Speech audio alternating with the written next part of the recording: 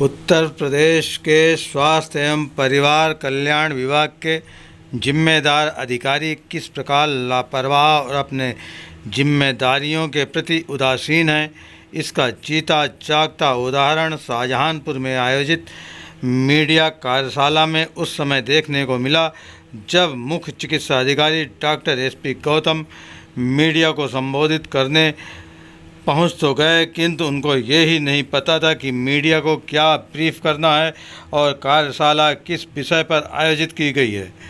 स्वागत सम्मान के बाद सीएमओ डॉक्टर गौतम पीछे लगे बैनर को मुड़कर पढ़ने लगे और बाद में एक भाषण सुना दिया।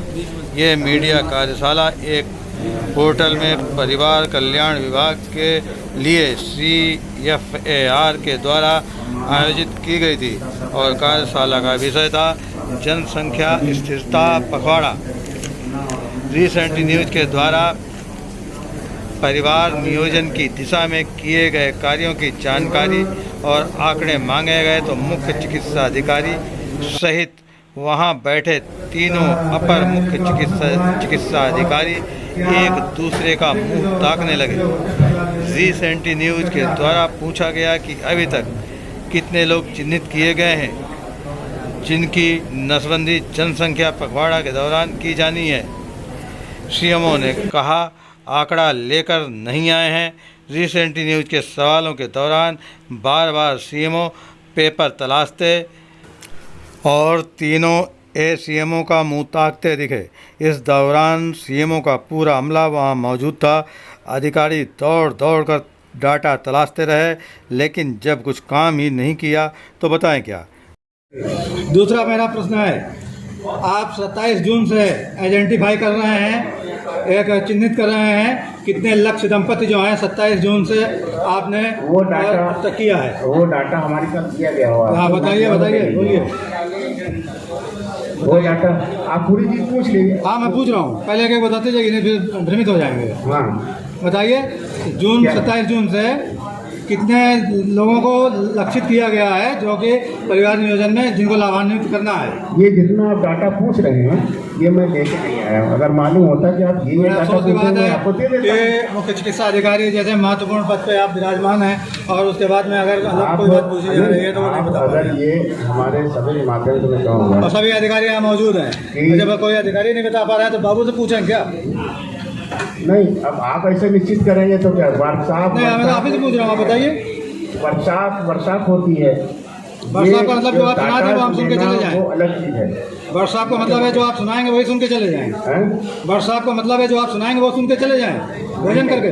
नहीं क्यों है होगा। हाँ तो बताइए कितना आपने कितने लोगों को चिन्हित किया है जिनका अभी आप ऑपरेशन करेंगे 31 जुलाई तक? टारगेट देखिए, ये वर्ष शुरू हुआ है, अप्रैल से वर्ष शुरू होता है। नहीं तो आपने इस पीरियड में कुछ लोग आपके चिन्हित है ना कि इनका ऑपरेशन होना है, मैं उनकी जानकारी चाहता हूँ। वो चिन्हित वाले तो उनका आंकड़ा बताइए ना, तो हम मतलब एक देंगे कि साहब इतने लोग ये चिन्हित किए गए हैं, इनका ऑपरेशन होना है, वो मिल जाएंगे। मिल जाएंगे। टारगेट किया हुआ है। सरकार ने हौसला साझेदारी नामक एक कार्यक्रम चलाया है जिसमें प्राइवेट अस्पतालों के द्वारा नसबंदी कराने की योजना बनाई गई है।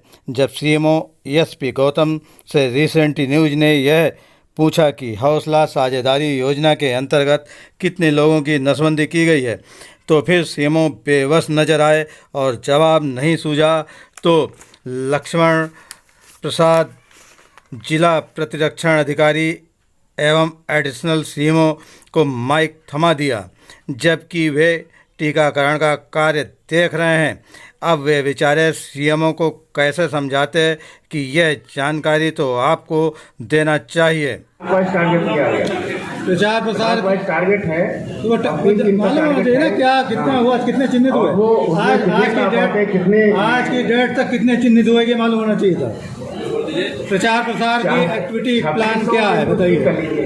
प्रचार प्रसार की एक्टिविटी प्लान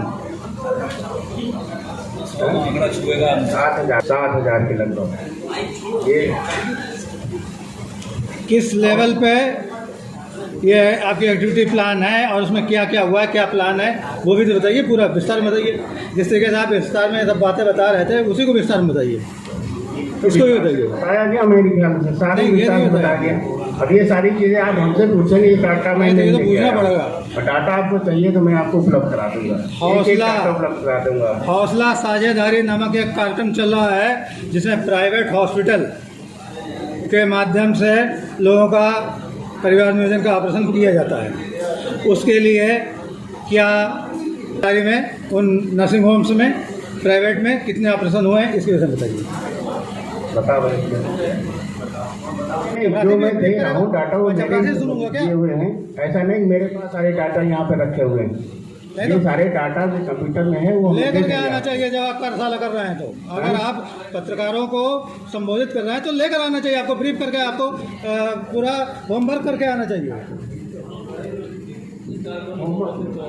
नहीं कार्यक्रम ये थोड़ी ना था कि आपको तैयारी करके आना चाहिए कि आप हमारे पास में जो वर्कशॉप है ये सेंसिटाइजेशन का जो है वर्कशॉप है, ये उस तरह का वर्कशॉप नहीं कि हम डाटा उपलब्ध कराएं सारे, एक इस तरह का नहीं है।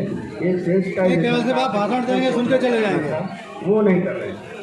अगर आप ये लग रहा है कि मैं डाटा मुझे लाना चाहिए था तो ये डाटा मुझे अगर मालूम होता कि आपको ये डाटा चाहिए तो मैं आपको दे देता डाटा, वही मैं उससे डाटा बताता। हमारे पास में देखिए मुझे पास में मोटी मोटी चीज़ें होती हैं और वही बताया जाता है। बाकी बारीकी डाटा के बारे में अगर आप कह रहे हैं ये विफलता विभाग का है तो ये आपकी समझने की बात है।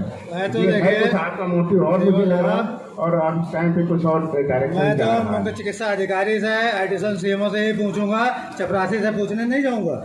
चपरासी कोई नहीं होता, नहीं चपरासी कोई नहीं होता। जो अधिकारी है इसके लिए ब्रीफ करने के लिए अधिकारी होता है, अधिकारी को ब्रीफ करना चाहिए। बाबू थोड़ी ब्रीफ करेगा, आपको ब्रीफ करना चाहिए। ये पद किस लिए बनाए गए हैं जी? एडिशनल सीएमओ बताते हैं आपके पास बैठे हुए, हमारे पद किस लिए बनाए? एडिशनल सीएमओ बताए ना।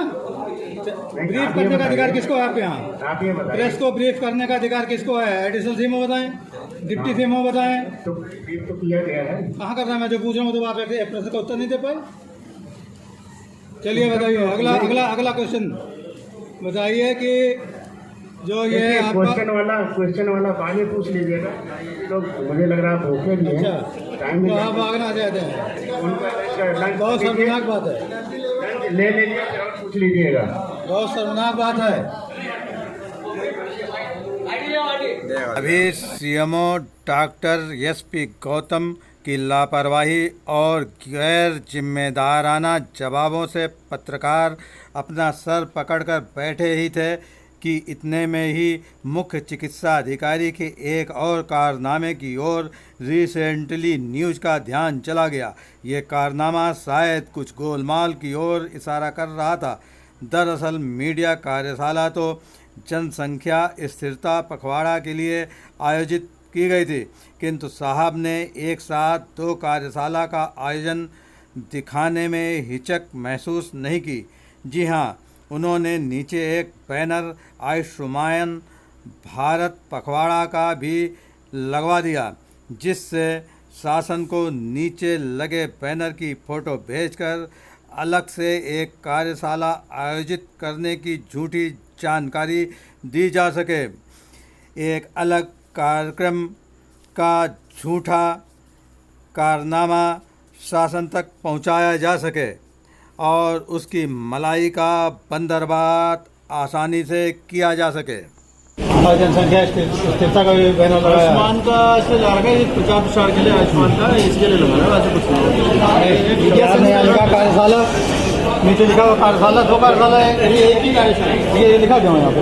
आयुष्मान के लिए खाली एक हो रहा है, ये कार्यशाला लिखा हुआ है और दोनों का बजट अलग अलग आया है, और दोनों बजट अलग अलग आया है, लेकिन यहाँ प्रचार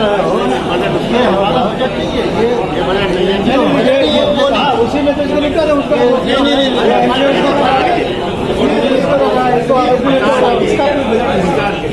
क्या लगाया जागरूकता के लिए आप लोग लगाया गया ये सब कार्यशाला लिखा हुआ। ये तो ऐसा दो कार्यशाला कैसे होगा? दो कार्यशाला एक ही है।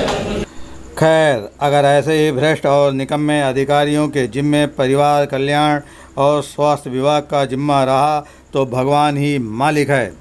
अगर आपको हमारा चैनल पसंद आया है और यदि आप इसी प्रकार के भ्रष्टाचार को उजागर करने वाले समाचार देखना चाहते हैं, निकम्मे अधिकारियों का कारनामा देखना चाहते हैं, तो हमारे चैनल को सब्सक्राइब करिए, लाइक करिए और शेयर करिए, जिससे सबसे पहले हमारे समाचार आप तक पहुंच सकें। धन्यवाद।